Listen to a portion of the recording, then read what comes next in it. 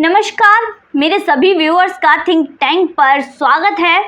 आज हम बात करेंगे केजरीवाल सरकार के उस चेहरे के बारे में।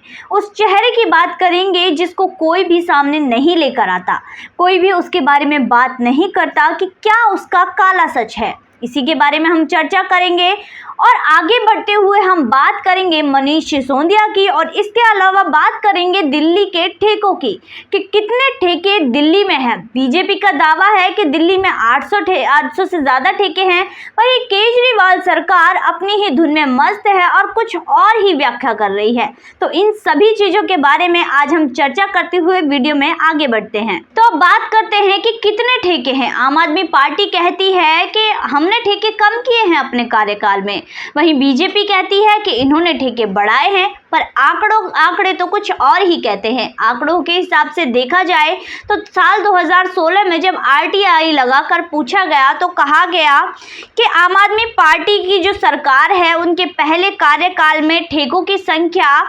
595 यानी कि 595 थी। इसके अलावा वहीं 14 फरवरी 2015 से 4 जून 2016 के बीच में 58 नए ठेकों के लाइसेंस दिए गए, 58 नए ठेके खोले गए।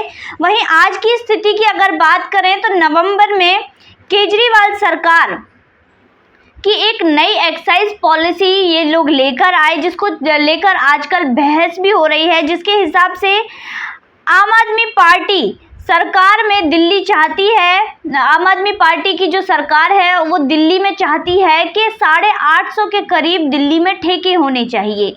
जिसके बाद जो सरकार पहले ठेके चला रही थी उन्हें बंद कर दिया गया और उन्होंने अपने ही नए ठेके खोले गए।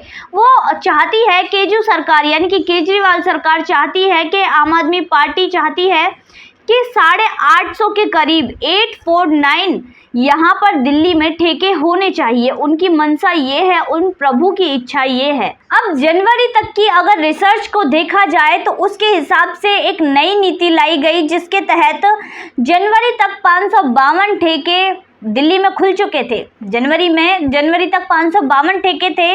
वहीं जनवरी में ही नगर निगम ने नोटिस भेज दिया, जो है 24 दुकानें सील कर दी, 113 को नोटिस भेज दिया कि ये दुकानें सही जगह पर नहीं है, इन्हें सील किया जाएगा। इसके बाद बीजेपी भी एक्शन में आई और बीजेपी ने भी 14 दुकानों को सील कर दिया, ये कहते हुए कि ये दुकानें ऐसी जगह पर हैं जहां पर इन्हें नहीं होना चाहिए, ये सही स्थिति और सही जगह पर नहीं है।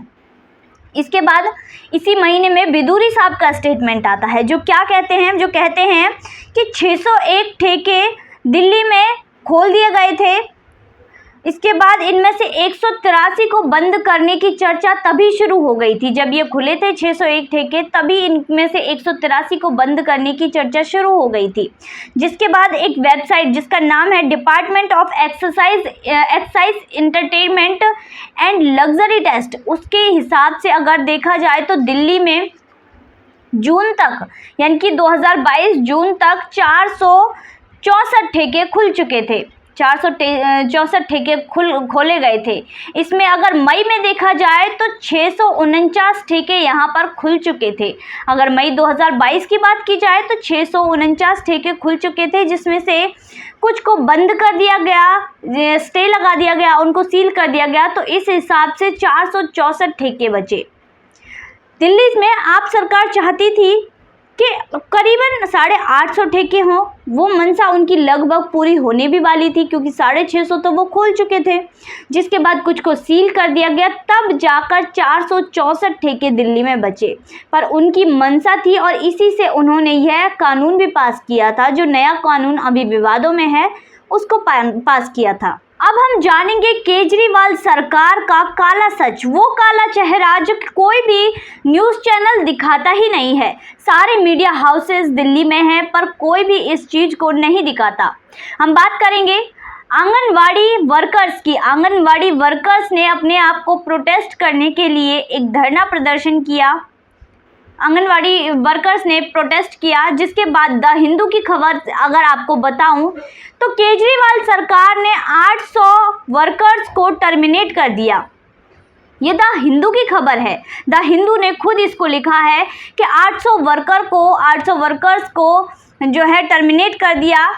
वो सिर्फ क्या कह रहे थे, वो सिर्फ कह रहे थे कि जनवरी से हमें पैसा नहीं मिला है, हमारी तनख्वाह बढ़ा दीजिए। कोरोना काल में जब हम सभी अपने घरों में बैठे थे, अपने घरों में शांति से बैठे थे, अपने बच्चों को प्रोटेक्ट कर रहे थे, वो अपने बच्चों की जान को जोखिम में डालकर बाहर काम कर रहे थे। वही आंगनवाड़ी वर्कर्स उन्होंने अपना हक मांगा तो उन्हें टर्मिनेट कर दिया। ये है आम आदमी पार्टी का काला सच, काला चेहरा।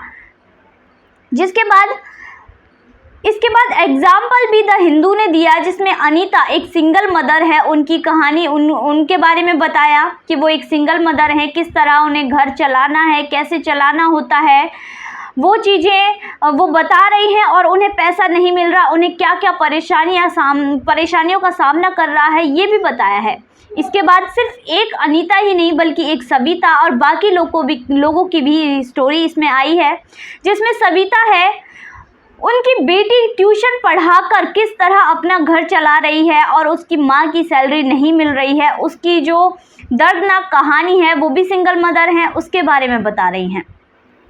तो ऐसे लोगों की सैलरी रोक लेना ये कहाँ का न्याय है? और इस पर भी कार्यवाही करते हुए आम आदमी पार्टी ने उन्हें टर्मिनेट कर दिया। ऐसी है आम आदमी पार्टी, आम जनता की दिल्ली में चुनी हुई पार्टी। चुने हुए नेता ऐसे हैं, यानी इन लोगों को अपने हक की लड़ाई लड़ने का भी हक नहीं है। अगर इन्होंने अपनी लड़ाई लड़ी तो इनको चुप कर दिया जाएगा, इनको काम से ही निकाल दिया जाएगा। इनको अपने हक की लड़ाई लड़ने पर क्या किया, इनको शो कॉज का नोटिस भेज दिया गया और इन्हें टर्मिनेट नोटिस भेज दिया गया। तो ऐसी ही आम आदमी पार्टी, जिसके बाद कोई भी मीडिया हाउसेस इसके बारे में बात ही नहीं कर रहे। दिल्ली में इतने मीडिया हाउसेस हैं, जो ज़्यादातर मीडिया हाउसेस हैं दिल्ली में ही हैं, फिर भी किसी ने भी इस खबर को नहीं छापा।